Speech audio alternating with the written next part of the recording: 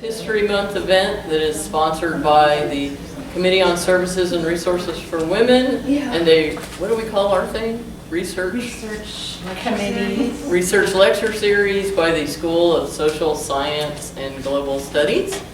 And today we have, we've entitled this, what do we call it? Across Time and Place, Violence Against Women. The mine doesn't quite exactly fit that. But we're gonna... There's a connection. Yeah. We are going to start with Jeannie Gillespie from World Languages, who's going to talk about cosmic geography, monumental sculpture, violence against women's bodies as social control in Anáhuac. And I will be speaking on doing a feminist critique of studies of Neolithic violence in Europe. And then Marie Danforth will be our questioner or commentator or discussant, whatever she wants to be. So welcome, Jeannie. Thank you. And thank you all too for being here, and thank the committee and the research lecture series. Also want to take this moment for propaganda. The American Indian Studies offers a minor in American Indian Studies, so if you're interested in indigenous peoples of the Americas, please talk to me. We have 2 new history courses, and we also have a variety of anthropology, sociology, and other courses, plus our own American Indian Studies courses, if you're interested in the minor. So let me know. It's a minor. We're trying to grow it. It's really important that we spend more time thinking and talking about indigenous people of the Americas. Could be ancient, which is what I do. Could be colonial, could be modern, could be, North Pole to Patagonia. So if you're interested, let me know. Okay, just a little context. I should have put Mexico instead of Anáhuac. I wasn't thinking. Anáhuac is the Nahuatl or Aztec name for the Valley of Mexico. The Mexica, for whom Mexico or Mexico is named, were a band of Chichimecs. They were waves of hunter-gatherer immigrants that came out of the north into the Valley of Mexico over hundreds, maybe 1,000 years, and into Anáhuac. The Mexica were the most recently arrived. They were the new kids on the block. They would establish themselves within already existing settled peoples called the Toltecs, which is at the bottom there. They're generic terms, Chichimecs and Toltecs. The Toltecs were already living there, practicing agriculture and arts and city life. It was an urban society. The patron saint of the Mexica was Huitzilopochtli. His name means hummingbird on the left, and you're going to see him later, but not before we look at all the women. So let's go. The term Aztec refers to members of an alliance between the Mexica and several other communities. So today I'm mostly going to use Mexica, although when I practice I say Aztec. I use them interchangeably, but Mexica were the cultural community that Huitzilopochtli belongs to. The other people that were part of the Aztec Empire served, their patrons were other divinities. You'll hear about them too, Tezcatlipoca, Quetzalcoatl, and Chalchihuitlicue, who we'll meet at the very end. Okay, this is a map of Anáhuac. It was one of a chain of volcanic lakes that were draining. And so you can see the lake in the middle here. This is Lake Texcoco. And it was ringed, you can't see all the mountains here, but it was ringed by mountains and volcanoes, sort of like Denver. It's a bowl, so they have the same problem with the inversion layer and pollution and all kinds of stuff like that. At the time of the arrival of the Europeans, there were approximately 1 million people living here, so this was a major urban center, and the Aztecs had risen to complete control of the valley. Well, actually, there were some people that were causing trouble, which is who I study, of course. We can talk about that another time. The Mexica settled in various places, but Huitzilopochtli finally said, dudes, settle here in Tenochtitlan, which is an island you can see out in the middle of the lake, right? Advantage of an island, you can see people coming at you.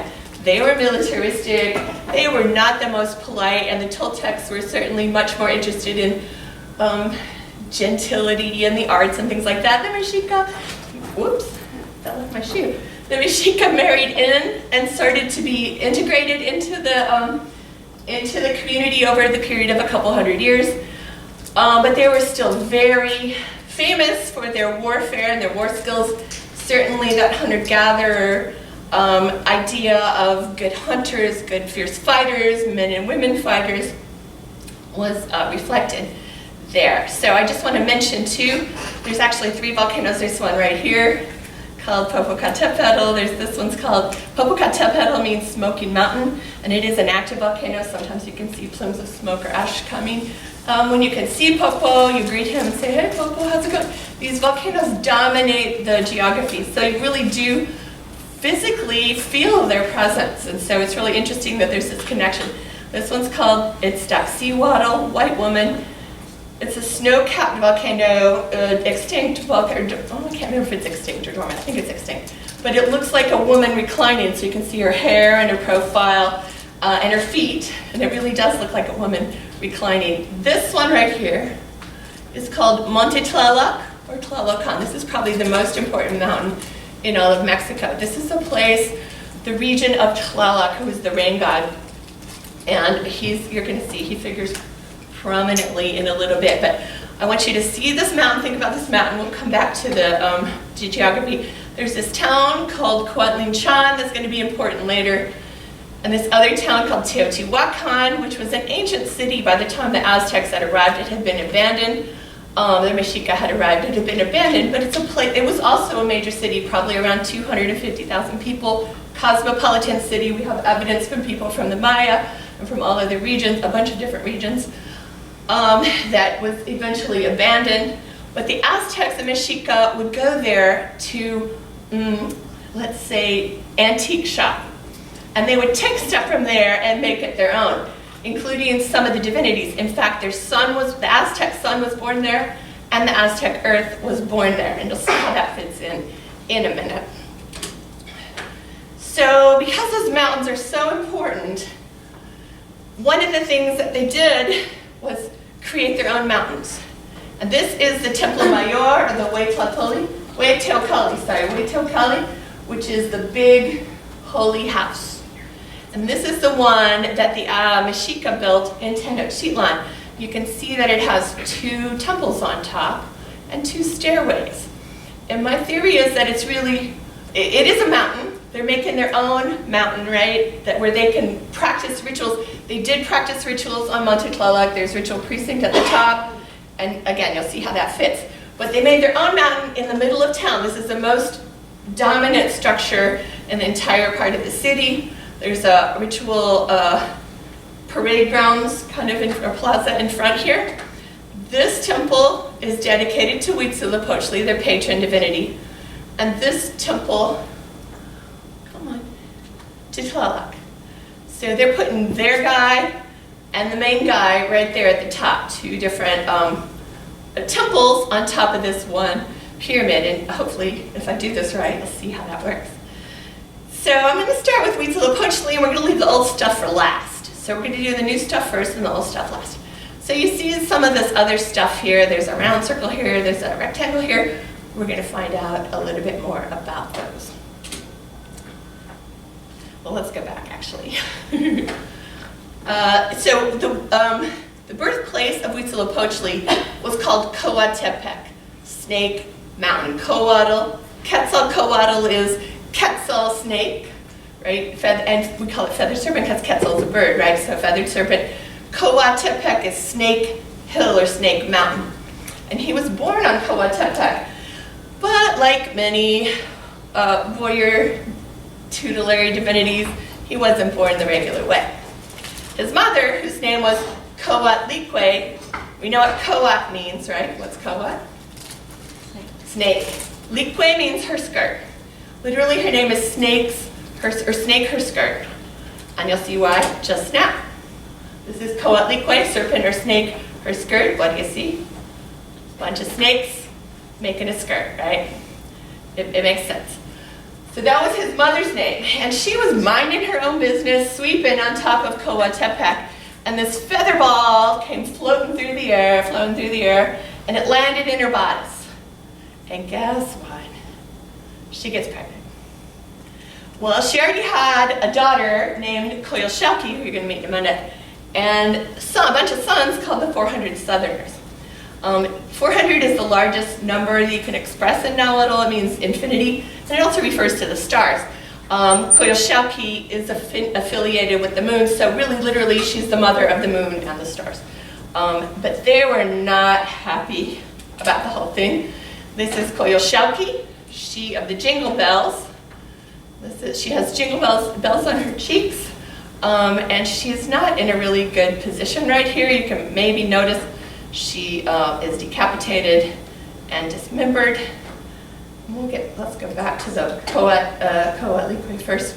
You may also notice she's missing her head, but she has snakes coming out where her head used to be. So of course she's also decapitated, and often those snakes indicate blood, and you'll see that in a minute. So Coatlicue, serpent her skirt, and Coyolxauhqui, she of the jingle bells, are both violently destroyed in this conflict. So what's interesting is this is where Coyolxauhqui, that stone, was located at the bottom, directly underneath the temple of Huitzilopochtli there.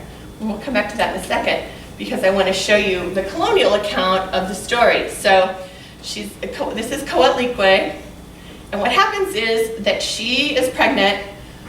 Coyolxauhqui and her brothers get really mad, so they come to attack her. They're upset, they're worried, and at the moment they arrive on the top of Coatepec, and you can see Coatepec right here is a snake.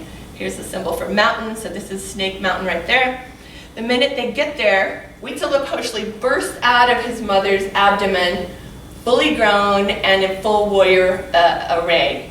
So he's there ready to fight. You know what? If that comes out of you, it messes you up real bad. So the violence in childbirth is reflected in Mexica lore and Aztec lore. It becomes part of that too. Women who died in childbirth, along with men who died in battle, went to the same paradise after their death. So this idea of giving birth as a militaristic endeavor is really interesting, and some of the songs that the midwives sing have to do with that. And in fact, women who have given birth that are still alive are often treated the same way that men coming back from warfare. They're treated with the same herbs, they're treated with the same kind of ritual steam baths and stuff. So this idea of women, the power of women giving birth, but the violence of it is added in the story, right? This violence of busting out, fully formed as a warrior, and then dispatching your sister. You can see there's her head, there's her arms and legs, and then he's taken on his brothers right there. So I wanted you to see a little bit closer the two sculptures. These are some drawings. She was found in the late mid 18th century out in that ceremonial precinct. We don't know where she was originally. She may have been on the mountain, on the pyramid, but in the fall of Tenochtitlan, Cortez and his indigenous allies destroyed the entire pyramid down to almost the ground. So we don't know we don't know where she was, but she's close by. She wasn't far away. You can see again the heads. The two snake heads.